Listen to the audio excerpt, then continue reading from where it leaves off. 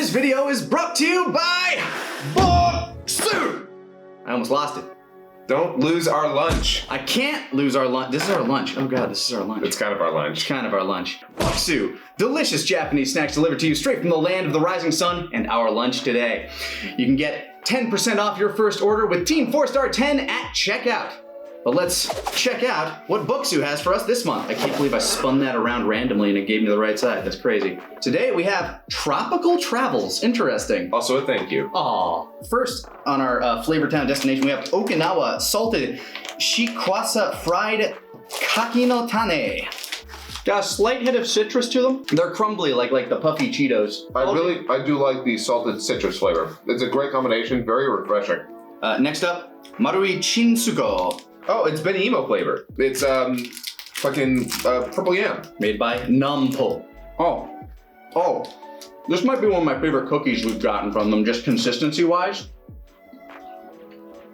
It's like this delicious shortbread cookie filled with this purple yam flavor. Love this. This is so fucking good. Oh my Christ. And now now we have a pineapple version of this. Pineapple version. I need to palate cleanse with our Higa Granny's Sanpin Cha Jasmine Tea. That is good. That is a good cookie. The pineapple is not too prominent, not overwhelming, because pineapple can be a very... it's a very strong flavor. It can be acrid if like it's too prominent in whatever you're eating. Here, it's perfect. It's almost like aromatic pineapple. Next up, Karu Choco Corn Puffs. Oh my god, look at these. What? Like Maltesers, holy shit. I could eat these at a movie theater. Oh yeah. They're like really airy bunch of crunch. Mm-hmm. Yuzu Monaka. Oh, that's pleasant. Pleasant is really the name of the game of this whole box. Pleasant. This is a pleasant box. It's a nice retreat, a vacation for your senses, mostly your sense of taste. Wait, your sense of taste is taking a vacation for this box? I don't think that's an endorsement, Nick. Shinma Togarashi rice crackers and peanuts. Oh, it's got peppers on it. It's got peppers. Yeah, it's got a little bit of a kick to it. It's not like overwhelmingly spicy. I would drink a Sapporo with this. I want a Sapporo to go with this now. Ooh, actually the heat builds as it stays. Like you start to feel it more. Next up, curry kamesen. Wow, yeah, a lot of izakaya stuff this time. Oh, look at the little poofs of curry. Yeah, I like this type of rice cracker specifically. Nothing but curry flavor. Nothing but, and it's so good. Delicious, crunchy, very bingeable. Next up on our list, we have Zaitaku na Gummy. Oh, Kumamoto watermelon. Oh, for the glory of Satan. So are you a put salt on your watermelon kind of guy? I've gone one step beyond, actually. Not only have I put salt on my watermelon, I've also gone to buying tahini to put on my watermelon. Ooh. This is a good watermelon candy. Okay, I'm really happy with that because a lot of watermelon stuff tends to go more sour, which is weird to me because watermelon's not sour. Yeah, this is like the best candy I could compare it to would be like a mellower version of a Jolly Rancher. Next up, we have Kabosu Nuts Sable Cookie. It's like, I'm not sure how well that translates on camera, but you have a real nice mix of refreshing and savory in this box. Oh, yeah. If you like, you could probably, like, if you're like a food DJ, you could mix this out proper. I feel like I'm on a journey. This is nice. It's citrusy, very aromatic. I love this shit. Podshow continues to be one of our favorite sponsors. Yuki no Yado Kakuto Black Sugar Milk Rice Cracker. So there are two packs, but there's two in them, so you just want them. Yeah, let's split that one. We like holding it back some of these things for other people in the office who might like one. Oh, Right? Oh my god! whoa! Wow! The sweetness with the cracker! It's like a waffle. It is! It's waffle! It's waffle. Oh, I wasn't prepared for this. I was not. Like, I'm used to black sugar and that molassesy flavor, but this is like very maple. Yeah. Do you remember when Eggo, like when everybody had a breakfast cereal and Eggo dropped their waffle breakfast cereal? Yes! That is what this reminds me of. but way better. Yeah, way better. Oh my god, this may be my favorite thing in the entire fucking box now. Holy crap. It might be my favorite thing in the world. Okay, I might be... No, it's close. I'm actually really mad that we shared the same one because I want to open that one up after we're done. We changed our minds about what we said about sharing with other people in the office. We only found one of these. I want to rewind to like right before my first bite, so I've never experienced it before. Oh god, yeah. Brown sugar, caramel macchiato, sandwich cookie. Okay, so the chocolate coffee smell on this. Oh, that's an intense espresso smell. Yeah, this coffee smell is one of my favorite in the world. I used to not like coffee when I was a kid, but I loved the smell. And coffee grew on me over time. The smell will always be the best part of waking up. Whoa. Really glad I took a bite of that. Whoa. Because now I can savor every other bite of it. Whoa. The cookie is the perfect consistency for the cream. The cream isn't too strong. It's not that like over-gummed version of it. It is actually smooth. Yeah, there's a lot going on here. It's like slightly creamier than Oreo cream consistency. Yeah, exactly. It's not Oreo cream. There's also a lot of it too. Mm-hmm. Like this is like a double stuff. Yeah, and the cookie, they look like little Chips Ahoy cookies at first glance, but they're like they have that shortbread consistency where you bite into them, they have that pleasant crumbly crunch, and then they dissolve. Yeah, this is insane. And all the flavors linger together. I mean, anybody who's into baking knows that chocolate and coffee go really well together. So this is wow. Thank you once again to Podshow for sponsoring this video and this channel, giving us all the love. Go give Podshow some love back and use Team 4-Star 10 at checkout to get 10% off your first order. Now on to whatever video this is attached to. Hello and welcome to the Talkcast Podshow, the #1 show on the internet and an ultra rare drop. I'm your host and your taxi driver for the afternoon, Scott Kaiseneko Frericks, and today I'm joined by a very special guest, a professional shitbag coming straight from his mother's basement, Jeff Thu. Jeff? It's good to be here, Scott. Thanks for inviting me on. Absolutely. It was really funny. It was very last second. In fact, you got the message from me on Twitter, DMs last night asking, Yep. Jeff, please help me. I need to talk about a topic. I don't know what to talk about. It's either going to be Infinity Trains books 3 and 4, or it's going to be Odd Taxi. And I'm like, if I can get you for Odd Taxi, that would be amazing. And you said yes. So thank you very much. I'm glad that I could save your life like that. You are, in fact, the lifesaver. But yeah, so hey everybody, we're going to be talking about a show today, a show that has become very, very dear to my heart over the last couple of months, actually, and a show that apparently none of you are watching, you pricks. That needs to change immediately. Yeah. Odd Taxi is the best cult you'll ever join. We offer you a very good anime in exchange for your eternal devotion until everybody on Earth has watched the very good anime. It's a good deal. It was really funny when I saw the promotional stuff for it. I was like, well, this is either going to be really bad or really good. And damn, I was very, very happy to find out that it aired on the very good side. I didn't expect it, like when I saw it and I saw that it was OLM producing it, I was like, I got kind of a good feeling about this, but I had no idea that it would be anywhere near this well written. Right? Like it's on like 2 levels up from almost any anime I've seen, period, in terms of script writing and how the like the very subtle plot threading. Yeah. Like the comparison that like made the most sense to me when it first started airing was like a Tarantino movie, because it's got kind of that rhythm to its dialogue. You were definitely far away from the first person to feel that. In fact, I was like, okay, this is a little bit Tarantino, and I'm about that. Yeah. But like as it keeps going, it just like there's way more to it than I've seen in It's been a while since I last watched Tarantino stuff, but like Before we get into it, though, actually, we're going to do The Rundown, where we just talk about random stuff that we kind of just didn't feel like making an episode about. Actually, one of those first things, and I literally have nothing to say about it because I haven't been able to watch it yet, is Loki came out today. Yay, Loki.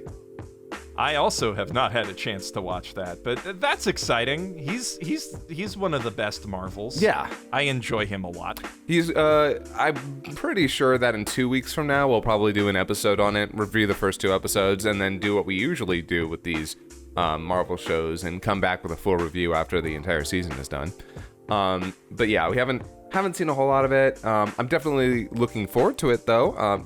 Generally, ultimately, I was kind of left a little bit cold with Captain Falcon, or Falcon and the Winter Soldier. I keep wanting to say Captain Falcon. But I was also a fan of WandaVision, so you know, it's 1 for 2 so far. Let's see if it's 2 for 3.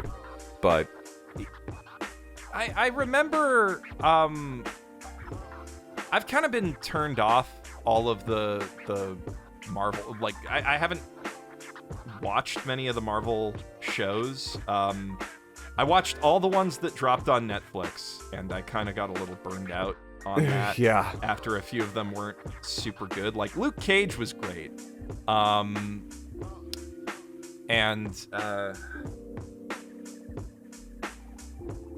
I'm there was blanking Daredevil, on... Jessica Jones, Luke Cage, and Iron Fist. Yeah, Jessica Jones I really liked too, and Daredevil was pretty good for 1 season, Yep. 1.5. 1.5 seasons. You are absolutely right, and they half of that second season was all the Punisher stuff because all the Daredevil stuff had to do with Elektra, and it was bad. Oh god, yeah, no, the Elektra stuff was... The Elektra stuff was so awful.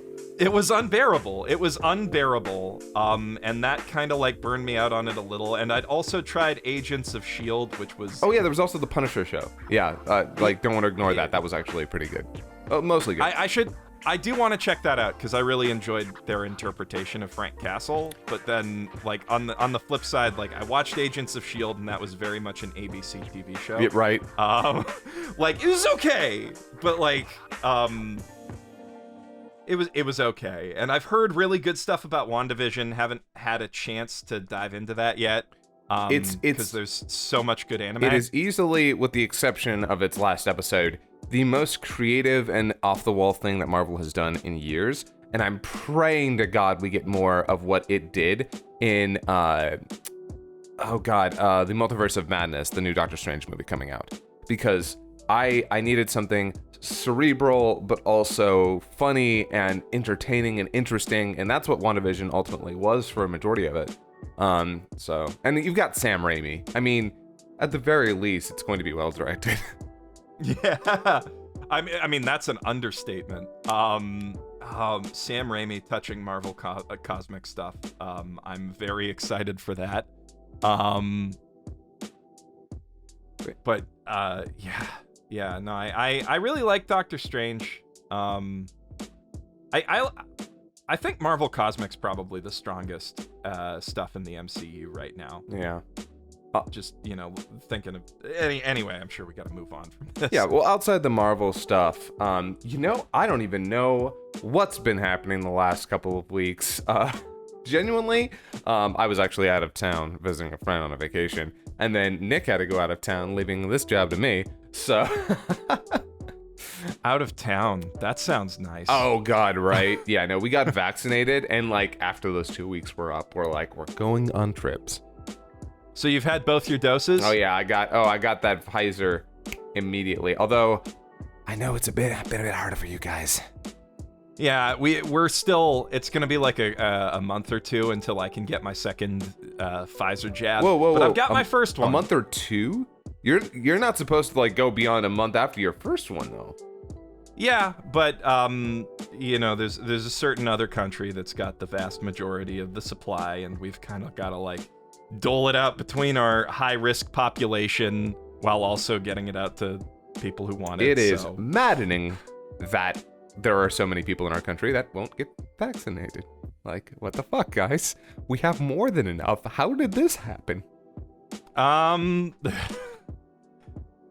years upon years of just all discourse around science progressively going downhill, as some people try to make a quick buck, and other people try to discredit science that would stop them from making billions upon billions of dollars.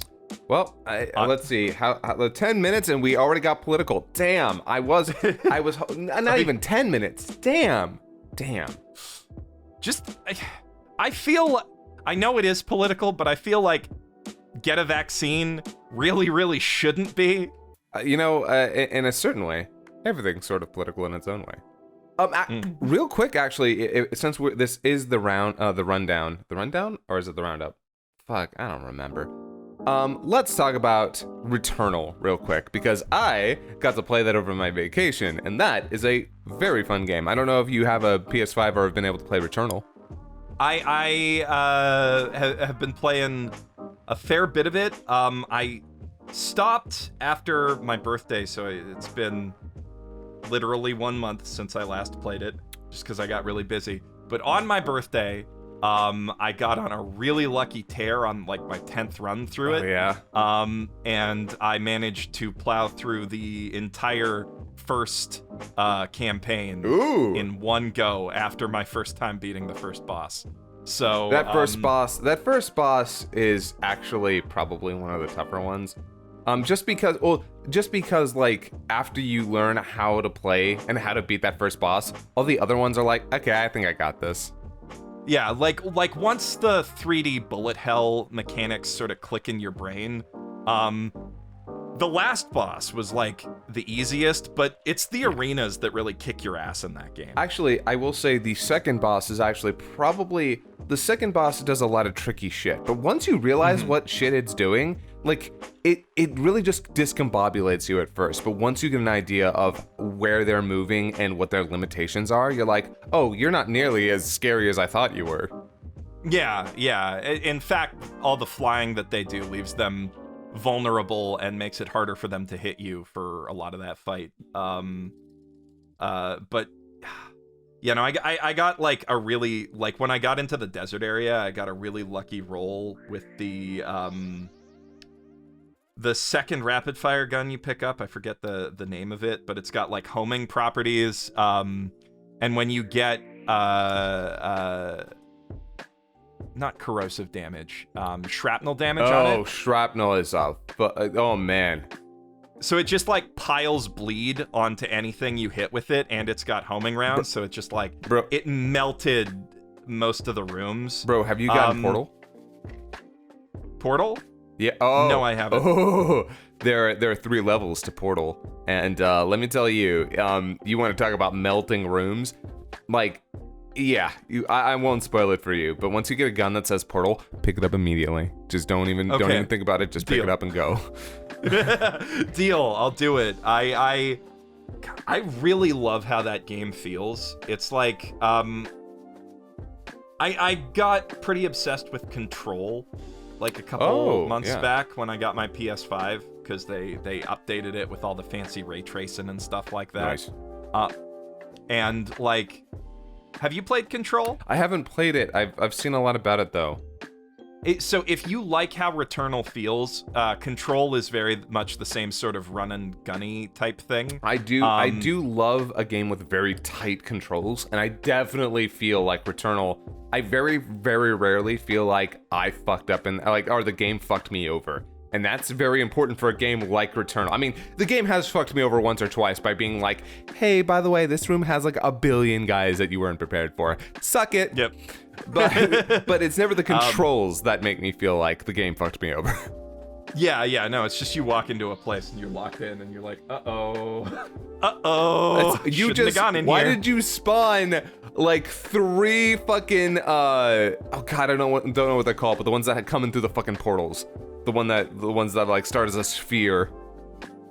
Oh yeah, they're tricky. The Xenos that they introduce in the second biome are really they're fun to fight, but man, if you get distracted with other enemies, they just completely mess you up. Oh yeah, it's good. They wreck you. It's awful. But One thing I've kind of like, there's a lot of good stuff about it. Like, it feels like the movement feels very new Doom. You know, it's like got that really like zippy arena shooter feel to it.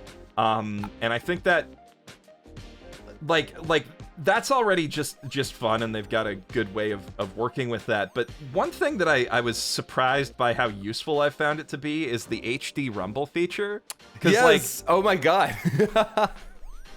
I thought that would be such a gimmick, but like it actually makes it so much easier to tell when you're like getting close to to a ledge, or when you're like you know, closing the distance to an enemy. It makes your spatial awareness so much like it gives you a lot of spatial information, and I was surprised by how much that took off what I had to like scan around and look for. It really makes it easier to immerse yourself in the running around. In a similar vein, actually, so there's you've noticed that with the PS5, the back triggers R2 and L2. They have sensitivity to them. Like, you can push them halfway down and then all the way down, and it does different things. I loved that. That is like, I will say I have accidentally used my alt fire more often than I prefer. But the fact that I can like push halfway down to just fire and then full way down to use the alt fire, that is so fucking great. I love that. Yeah, it's like you get like an extra shoulder button almost. It's like as much of a game changer as finding out you could click in the analog sticks was way back in 1996. Oh yeah, yeah. When you finally found out what L3 and R3 were, you're like, what? Yeah. Whole new realm of possibilities opens up to you. But I think it's really cool how they've got those like resistive motors in there, so it actually like you get like the like resistance of an actual trigger. Have you played Astrobot on your PS5 yet? My PS5. You think I have a PS5? I was using somebody else's. That's when you get a chance, you should definitely play Astrobot. I realize I'm insanely lucky. This is the upside of living in Canada, is I don't have to compete with all you Americans. Oh, the only one. The only one. But well, that the only one. But that's it for the rundown, because I think it's time for us to get into our main topic. For those of you who haven't been paying attention to the visuals on screen, we're going to be talking about a little anime called Odd Taxi. Odd Taxi is made by OLM, which I'm actually not incredibly familiar with, but you seem to be. So OLM is short for Oriental Light and Magic, which is a heck of a name, but they're the studio that produces Pokemon. Oh, you're right. That's where I'd heard them before. Damn. Yeah. So they're like low key some of the best animation character designers in the business. Shining through like here, by the way. Yeah. Like if you haven't seen Pokemon Sun and Moon or Pokemon Sword and Shield, go check those out, because they've got like some of the best animation you'll ever see in a weekly show. But like whenever a studio like that takes on something original, you know it's got to be something special, because like they could be making more Pokemon, right? Right. They could be making more of the most profitable anime in the world. So there's got to be something here they believe in. Yeah. And that was sort of the first clue I had that this one might be really good, but I still didn't expect it to hit like even a fraction as hard as it did. It is a fascinating little show. Like I said earlier, I saw the promotional material, and I am a filthy degenerate furry, and so the moment I saw this, you know what? I'm just gonna lean into it. My ears perked up a little bit. I really love anthropomorphic characters, and when I saw this, there was a part of me that was like, okay, considering the track record of shows with anthropomorphic characters, this could be good, or it could just be garbage. It could just be like some really by the books, really poorly animated throwaway show. Like an Agretzko clone. Yeah, an Agretzko clone. And what I found was something more nuanced, more psychological, more fascinating, more funny than I was expecting at all. I would say it's the best anime drama I've seen since Rakugo Shinju. That is a hell of a statement. I don't know if I'm gonna go that far, Chief, but it is definitely my favorite anime of the year so far, and that is in league with some really big hitters. I mean, this whole year is just crazy. Like, it's impossible to, like, I'm gonna have trouble picking out a top 10, honestly, but like, I mean, you know, Vivi is like one of the best takes on both AI and time travel I've seen in I don't know how long. Mars Red bringing the vampire anime back in a really cool way. Just everywhere there's all this good stuff, but like something about Odd Taxi just I feel like it's on a different level. So we're not going to go too far into spoilers. We might get into some stuff later on, but honestly, I wanted to make this Talkcast pod show primarily. Well, okay, the actual reason it ended up happening is that we were low on topics this week and I was scrambling, but I've been wanting to talk about this show for a while. And so we're not going to go too far into spoilers, largely because if you are watching this and you want to hear why to watch this, I don't want to give away the juicy bits. But I remember, like, the first episode plays so fascinatingly because we get to meet Odokawa, who is a walrus man. He's a walrus man. You can see him if you look down there. You can see him. He's a walrus man, and he is also a taxi driver, and he is one of the most fascinating anime characters I've ever goddamn seen because the way that he talks, the way that he acts, the way he interacts with other people, he is incredibly frank, but he's never trying to be necessarily antagonistic. He is just always speaking his mind. And the first episode really introduces you to that, where he interacts with different people coming to his cab. He interacts with one of my low-key favorite characters in the show, Kaba. Oh God, what's his name? Kabasawa? I think it's Kabasawa. Kabasawa, who is a hippo boy. Hippo guy? At first I thought he was like a teenager, but I think he's like over 18, right? He's in college. Yeah. He's trying to find himself. He really wants to go viral, and he's really bad at it. Well, he's actually kind of really good at it, we find out. I mean, he is he good at it? Or is that luck? Okay. The first one was luck. The second one was him. Like, it's, you know what? Honestly, going viral is all luck, I think. I genuinely, I think unless you have like a whole system set up to force you to do it, I think mostly going viral is sort of lucky.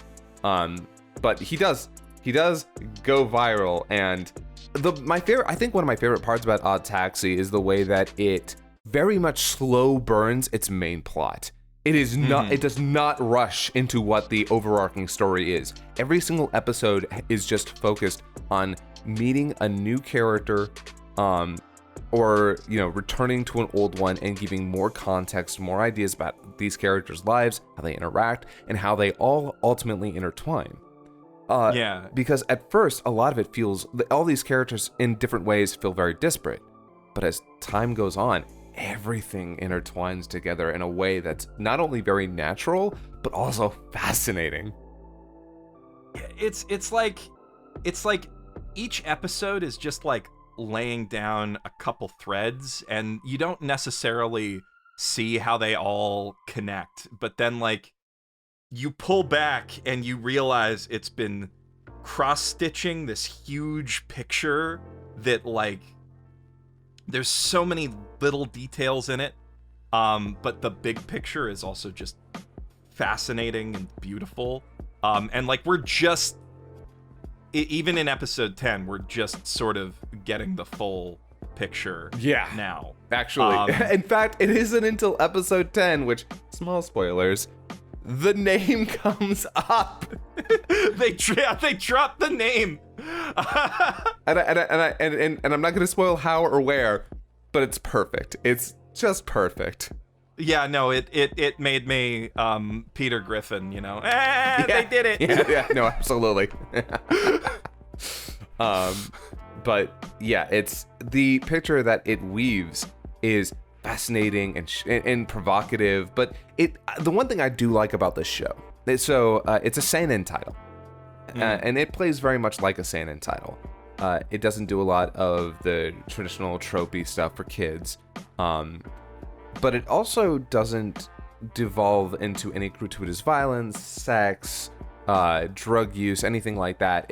And not in a way to try and be safe, but in a way to keep this atmosphere of you think, okay, at some point something could go wrong, but you're not always dreading. It walks this fine line of this feel-good little story about a walrus man, but also a crime drama that just continues to get more and more distressing and, oh god, what's the feeling of it? Like, not creepy, but unsettling. Mm-hmm. It's like it's not like a glamorous look at the Yakuza at all.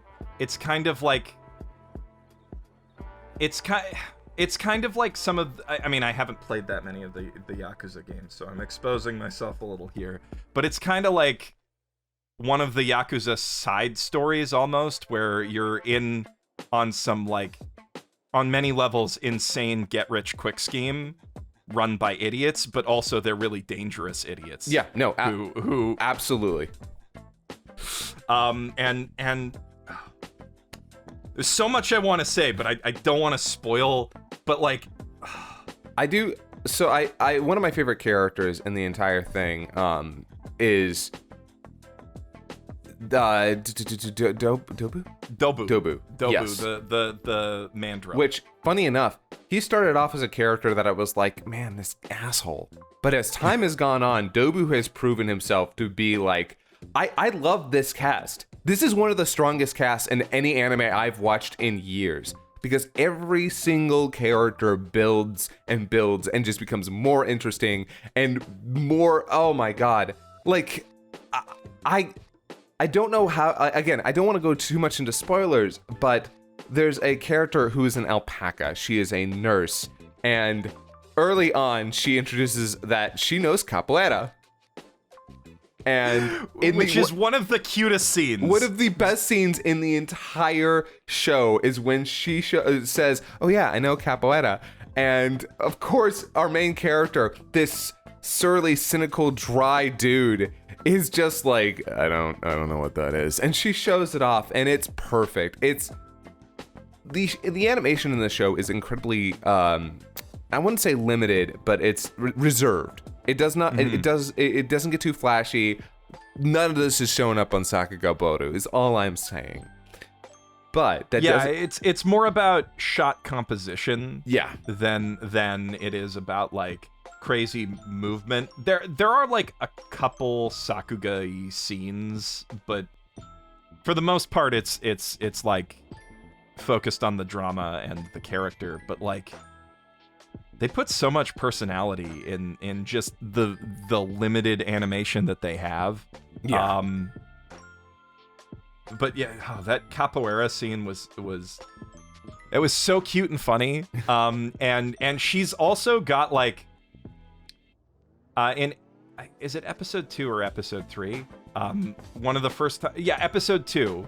First time she like really talks to Adokawa, she does one of the smoothest things I've ever seen. I fucking know what you're talking about, and I even yelled out like, "Damn, girl!" Like, no. So the dialogue in this show, we've said it before, the script in this is so tight, but also it doesn't feel like it's over scripted. It doesn't feel like they cut everything that wasn't necessary. Okay, how do I put this? There are times where the conversations will run long, where they'll meander and run off topic, but they always feel so in character and so funny and so... I don't know how to describe it. The digressions that the characters take are like, even when it's like completely off base from anything that the story's about, it helps to inform us about like their interests and how they think. Like the Bruce Springsteen conversation in episode 1 is so innocuous, but it tells you everything you need to know about Goriki and Adokawa's friendship. Yep. And just like the stupid shit that they both think of. God. Bruce Springsteen. Sorry, I had to say it's it. So fun to say. I had to do it. I had to do it, Tom. Yeah, no, that. And funny enough, a lot of people are gonna probably watch that, and they're gonna be like, I know there are gonna be a lot of people who may not get why that's funny. Honestly, it's hard for me to explain why it's funny. But I remember saying that, and that was it. That was actually the moment where I realized, well, I'm definitely at least gonna watch episode 2 of this motherfucker, because if this is the script, if this is the level of script writing that I'm looking forward to, I gotta see more. And it never gets worse. It stays at the same, or it gets better depending on the story that's being told. What's fascinating is when they choose not to write too. Like episode 2 starts with like 2 solid minutes of awkward silence listening to radio comedy as they drive in the cab, which is actually, I could not believe it when they showed up. I was like, it's them! It's the people on the radio! Holy shit! It's Homo sapiens! Oh, it's the guys! Why did I care so much about that? Because the show spends the time, and it's like, and you think to yourself, oh, so this is probably going to be becoming a running thing, right? And then it comes back in a way where they're actually And like, the world keeps expanding every episode, and like seemingly innocuous stuff weaves its way back in. Like there's really only one. I mean, I guess episode 9 is kind of character focused too, but like there's really only one episode that's like a completely isolated like character study, which is the best episode of the show for me so far for a couple of different reasons. It's brilliant. It's, without spoiling things, it's the most complex and I think like important exploration of gacha addiction and predatory monetization models, how those affect people, and like how the mindset that gets addicted to that can be turned to just absolutely insanely dark things. Yeah. But like, go ahead.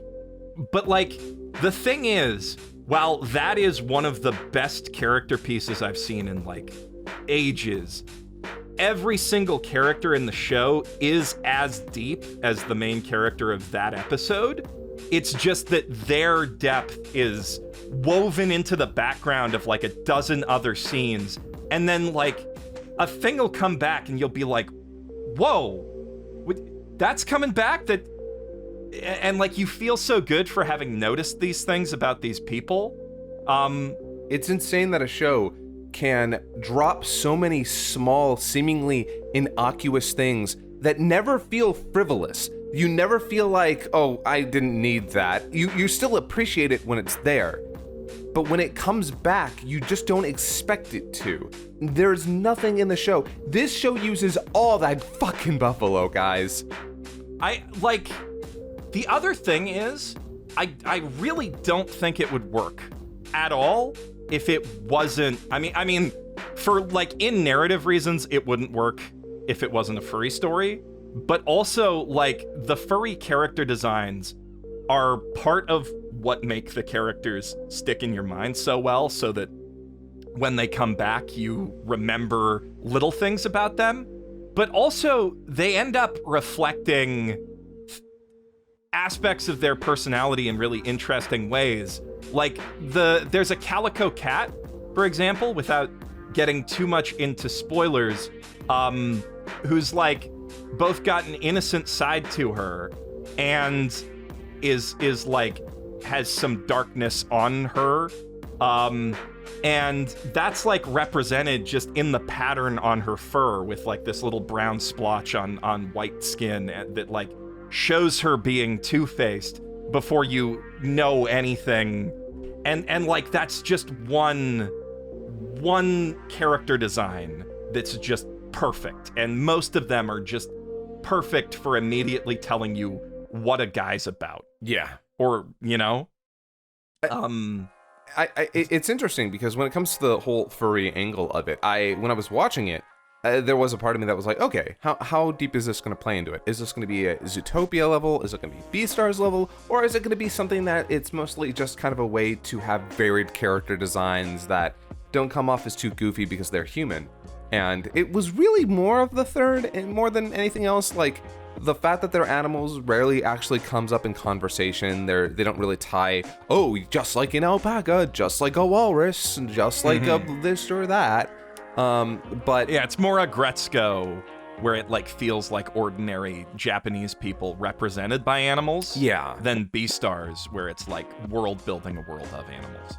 But I will say, to that extent, it is used to make these incredibly, amazingly memorable and instantly likable character designs. Like, the moment you see Kabasawa, you know what he's about.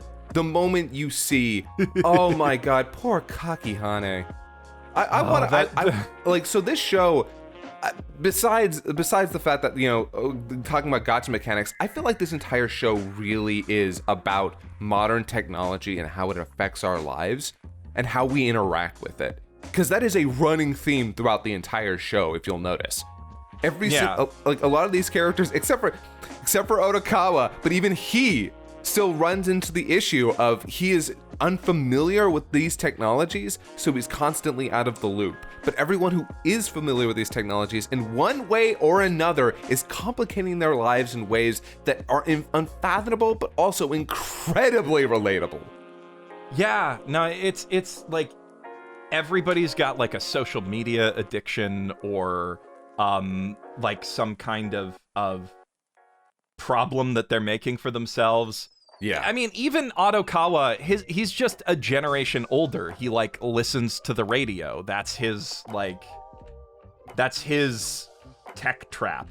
But what's interesting is he does understand like aspects of technology that other people might not like understand. Like he's a little bit fumbly with his phone, but like he knows how to record stuff on a phone. He knows how GPS tracking works, which is, it's, and there's these little things that's like, this guy's a little bit like, you can tell that he's not using this technology mainly out of some kind of paranoia or something. Like, there's a bit of a distrust of it in his character. And you can tell that he also finds that it complicates his life a little bit too much. He's somebody who actively and aggressively tries to live a very simple life. And he sort of rejected the advance of technology just because he does not want to have to complicate his life more than it already is. And that's all right. But the interesting thing is when he approaches this technology, he approaches it with kind of an older mindset, a different mindset, which is actually really effective. Because if you grow up in a certain environment, you are constantly, you are programmed, you are, there's a term for it, conditioned to look at things from a certain perspective, to approach things in a certain way. He takes his experience as somebody outside of these things and looks at them from a perspective of, that looks like it could be trouble. Hey, maybe you shouldn't do that. Is that really worth it? And it's like it's really. Yeah, I don't. No, he really pushes that hard with his friend Kakihana. With Kakihana, with Kabasawa, every time he interacts with these things, he points out that's going to be trouble, and he's fucking right. Every time. What I find like really fascinating is he clearly observes people pretty closely. Like he's good at recognizing people when other people can't. And like because he pays close attention to body language and stuff like that. And we find out later on that there's a lot going on with Otokawa and the way he looks at and recognizes people and looks at the world in general. And it's really like there's a lot of fascinating stuff there. But one of the subtle things that I've found is like there's a scene where he's like using a cell phone in like a deceptive way, but he's really good at pretending he's just fumbling with it the way people do, you know, when they're distracted and thinking about something. And he does some sneaky stuff on that in a very smooth way.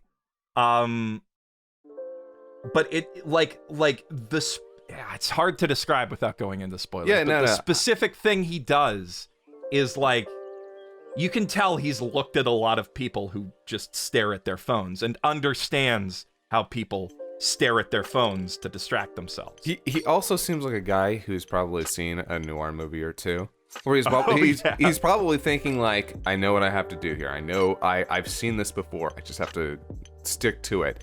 And luckily for him, Otokawa is a character who's even when he is stressed out, his demeanor doesn't change aggressively. He is somebody who is constantly understated.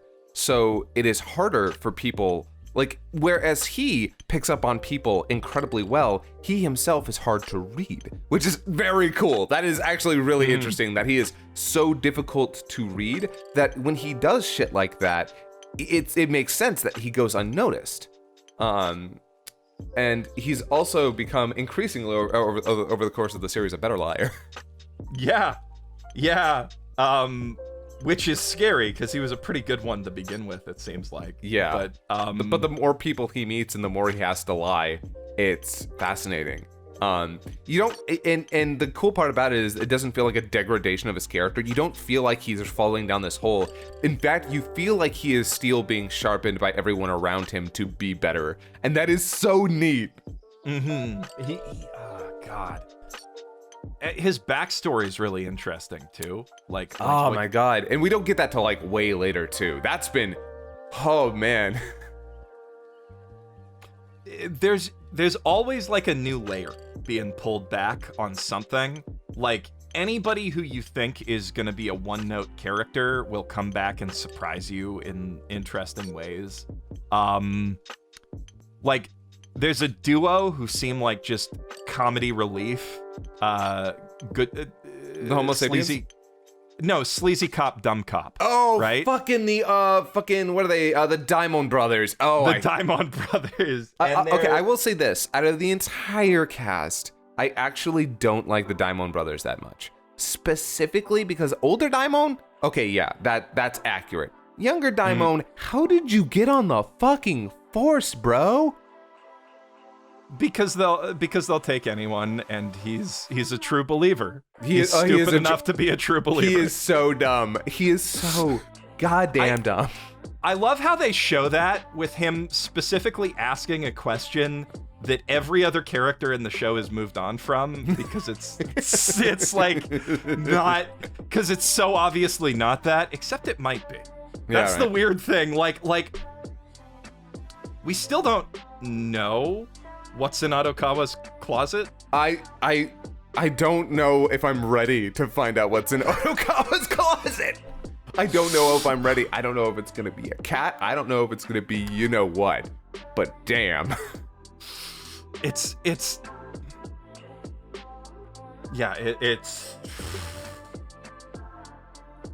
there's just all these like things dangling above, and we're getting closer and closer to the ending, and they haven't dropped yet. And I mean, that, how could you not drop that except for in the last episode, right? Like you kind of know that's when it's gonna have to be. By the way, we're not spoiling anything. They tease very early on what this thing is, but I will say literally the first episode. Yeah. And it's really, oh god. Oh, but yeah, you were saying with the Diamond Brothers. Yeah, feel like it could just be off. I initially also didn't like them. Like, I just saw them as like weak comedy relief and kind of like obligatory minor antagonist type characters. Older Daimon reminds me a lot of Tone's little weasel. Oh, From Agretzko. Yeah, I forget what his name is, but yeah. But like it's really interesting how much overlap there is in themes between this and Agretzko season 3, like the idol stuff, the gotcha stuff.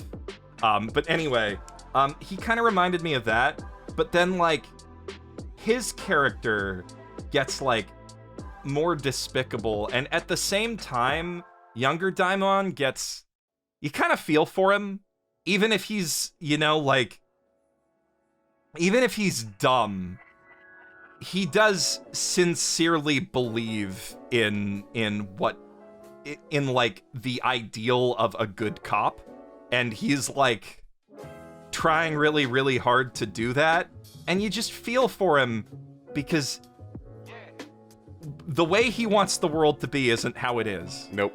And he's in for the rudest awakening of like any character in the series. And I feel like it is gonna happen. I feel like at some point he's gotta be shown like, hey, you're not only are you wrong, but you're very, very wrong. Yep. But he's like operating under a level of denial. Like he goes through with things that are in line with reality because like he can't deny how much it makes sense, but at the same time he's constantly voicing like, no, this isn't true, it's all wrong, you'll see at the end, you'll see, it's gonna be fine. Yeah. And he's just a really fascinating example of, I think, believable cognitive dissonance, and just like how somebody can like understand something in their head but like feel something completely different in their heart. And it's both tragic and entertaining. I will definitely say it is both of those things. And he's like probably the least deep character in the series, I would say. Yeah, ultimately, well, and part of that just has to come down to the fact that the Diamond Brothers don't get a lot of screen time. Whenever they show up, you are immediately uncomfortable because you know some shit's about to go down with them. They are absolutely the last guys you want to see on a scene. Which goes a long way toward like immediately explaining the most obvious question anybody's gonna have about the most basic like nitpicking a film question anybody might have, which is, why don't they just go to the police about this stuff? Yeah, because as we see, not gonna get political again. Not gonna do it. Yeah, the police, not in this part of Tokyo. Not with these guys. Not with them. They are the worst. They are. Oh god. But yeah, just like at every angle you look at the series, you can find something interesting to talk about, like something really interesting to dig into. It's like also saying stuff about the idol business.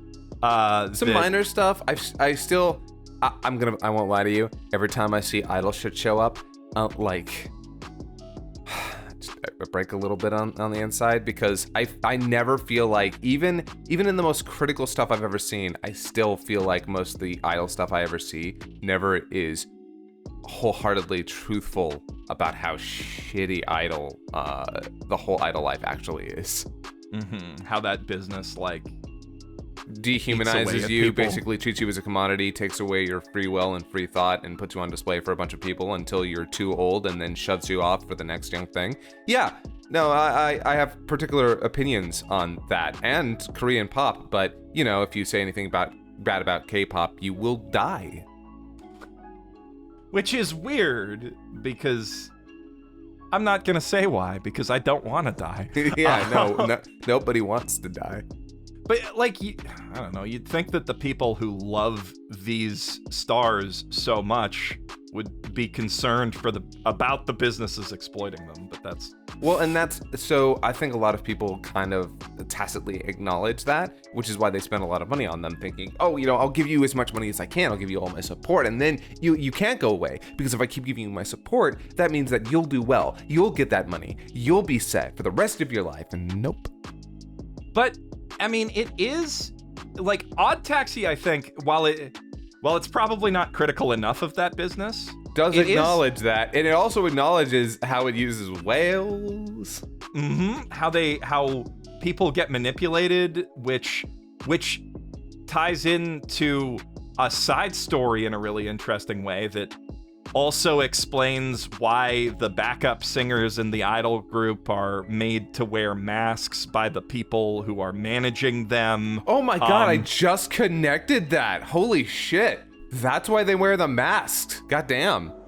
And also the specific thing that they're doing with them does mirror how the lead singer is like looking to milk their super fans for all they've got.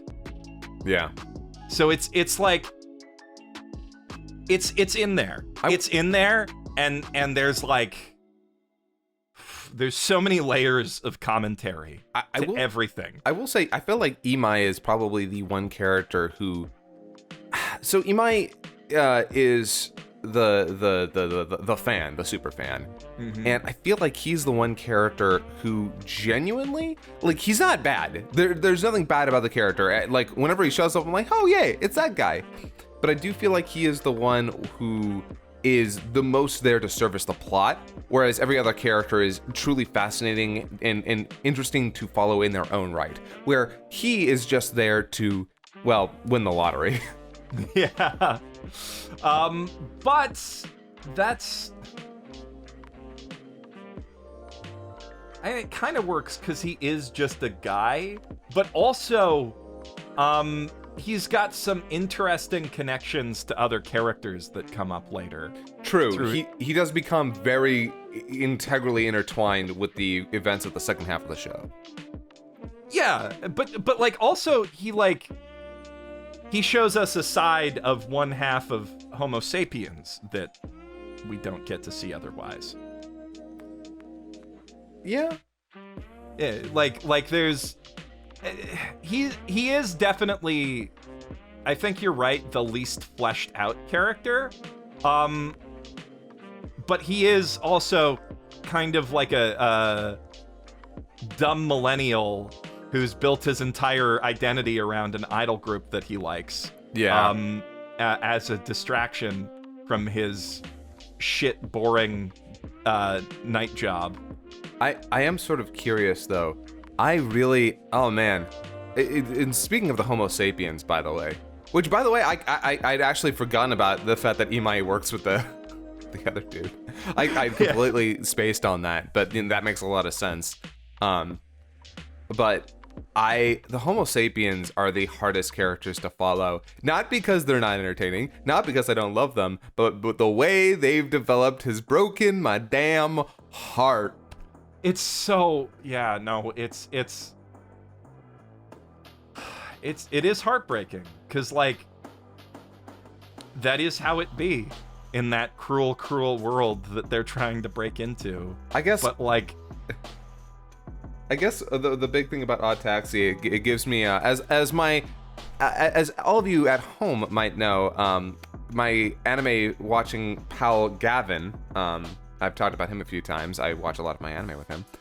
It gives me the #relates. This series is cripplingly relatable. There are so many factors from every character, like almost every character in this show, but some more than others, to be completely honest with you, provides something that I reflect on personally. So I gotta tell you, this is an amazing show for our generation. Just splendid. Its commentary is never too heavy-handed, never too cynical, And it's never too trite. It's the perfect balance of fascinating characters, propped up by things that you and I deal with on our day-to-day, these huge societal issues that we reflect on constantly. It's just so well done. Yeah, it speaks to a lot of like really human anxieties too, like, you know, between all of the different characters, I think it touches on just about every element of the human condition in some way or another. You know, like there's the young experience represented in kids like Imai and Kabasawa, and then Kakihana is just, I feel so much for that poor, almost literal butt monkey. Kakihana is a character that you pity. You pity him. Because he's a fucking idiot. But like, he's an idiot in a very believable way. In a way that you're like, I know how this happened. I know why you did this, you dumb idiot. Like, because you do feel bad for him because you're like, oh, I know why you're doing this. I know what you want, but buddy, this isn't the way. This is super not the way. This is the worst possible thing you could be doing. Oh. But also, like, I completely understand how, like, a janitor who's pushing 40 could feel like that's their only, like, path to happiness.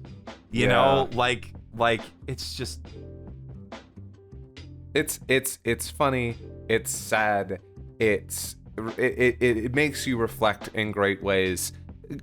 Taxi, guys. I like, we're about up on the hour, so I think it's about time to wrap it up. But I feel like I've talked genuinely about everything that I love about this show without going into spoilers. If you've watched all of this and haven't thought about like watching the show, I implore you guys, give it a couple episodes, just one or two. It's over on Crunchyroll. If you got Verve like I do, super easy. Give it a watch. I love it. Mm-hmm. It's I can't stop saying good things about it. If we're cutting out now, the only other thing I think people watching this should be aware of is that there is effectively an ARG surrounding this whole series. It is not necessary for the enjoyment of it, but if you want to get into it a little more, there's a certain character who's doing an audio drama with some recorded audio from other characters. There's a Kabasawa has a Twitter that dates back to September 2020, on which you can find, in Japanese, many authentically almost good tweets, leading into some really good foreshadowing for the back half of the series. There's so much little stuff that they've poured into every crevice that they could possibly fill around this series. It's so good. I wouldn't have expected ARG. I don't expect ARG out of a lot of anime. And usually when I do, it's kind of like, all right, passable, whatever. But this is the exact kind of ARG that I like. The exact kind of ARG I am all about. It's not too like involving or it's not exploitative. It's just fun and interesting and gives you different like looks into that universe. I love it. It's like being able to follow Carolyn Tuesday on Instagram, right? Like it's there if you want it. But yeah. it like expands things in subtle ways. Yeah, but it's not. That is important. It's so good. That is important because I also hate ARG that feels like, well, if you really want to enjoy the full scope of this show, you got to make sure you tune into this and watch that, and fuck you. So many times it feels like those like books Scholastic would sell you in the 90s, where it had like the little asides where it's like, go to the website and play this mini game to continue the story or stuff like that, you know, like. Oh, I actually, I'd never even seen that before, and I'm super glad I didn't. The worst strategy guide ever made the Final Fantasy IX Brady Games strategy guide, all of the useful information that should have been in the guide is on a pay-to-access website, and there's like a blurb on every single page. No! Oh, that's It's like terrible. So it'll like describe an area, and it's like, do you want to know what items are in this area? Go to this link and enter this code to find a chart of the items. Why didn't you print that? Where this stupid box telling me to go to a website? Sorry. No. ARG's bringing back trauma. Yeah, no, I mean, hey man, internet, it just brings, it's nothing but trauma. It's just Nothing but constant, trauma. endless trauma. But hey, everybody, as we've said here, watch Odd Taxi. And if you're not interested in Odd Taxi, I don't care, watch it anyway. I've been Scott Kaiserneco Frericks, y'all know me, but thank you so much to my absolutely wonderful guest, Jeff Thu. Jeff. Thank you for having me. This was a lot of fun. Finally, I get to talk about Odd Taxi. Maybe at some point we could do like an After Dark where we talk about all of the spoilers, get into the real spicy stuff. I would love to do that. I would absolutely love to do that. And you guys listening, make sure that you watch this dang anime before this happens. And also, I'm gonna add one more request to that. Find a friend, tie them up, duct tape their eyes open. They're gonna be a little upset about it at first, but I promise you, by the end of like episode 2 at the latest, they'll be like, "Thank you, I understand. Let's go buy more rope and duct tape and find more friends." All right. Well, thank you again, Jeff. I really appreciate you making the time. I really appreciate being invited. This was super fun. Thank you. And for all of you at home, thank you for joining us. Tell us if you have seen Odd Taxi. Give us your opinions on it down in the comments, and maybe make some anime suggestions because the summer's coming up, and Jeff, why is the summer rollout almost always a just fucking man? I feel like, is there any anime that you're looking forward to this summer? Honestly, let me just try to think real fast. I know there's a couple because I'm always looking forward to something. I mean, I'm still watching fucking To Your Eternity, which, by the way, To Your Eternity, oh. Guys, this is my favorite anime of the year, Odd Taxi, but To Your Eternity is also shit. I mean, I would be happy, honestly, if the next season, like, To Your Eternity is a masterpiece. Vivi is a masterpiece. There's so much stuff that I'd be happy to just have this next season be a little slow. Yeah, right.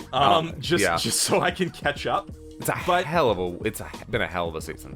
But I mean, there is the sequel to Higurashi Go coming out. That's something to be excited about. There's not like a lot that's catching me right now. Nighthead 2041 might be kind of interesting. I know there's like a couple original things coming out, but it does look a little bit slower, and I am fine with that, frankly. Well, as you said, that is sort of fine, because a lot of anime that I'm still watching and catching up on. Hell, I just finished Decadence. You just finished Decadence? Yeah. That was a good one. I was a little disappointed by the ending of it. Like, fighting a JRPG boss felt a little anticlimactic. A little bit, but for me, I got everything I wanted out of its characters and that story. Luckily, by the end of it, I was like, you know what? I am satisfied with where these characters ended up and like how they developed. I was happy enough with it. I was just really happy to see my girl Natsume like come out the other end. And Yeah. that was. I ended up man. Decadence, another anime you guys should watch. But we're running long. Thank you all so much. Make sure to take care of yourselves. Tell us down in the comments what you think about Odd Taxi. Tell us some anime that you think we should be watching. And I'll see you probably about 2 weeks from now when we're talking about Loki. Later, all. Later.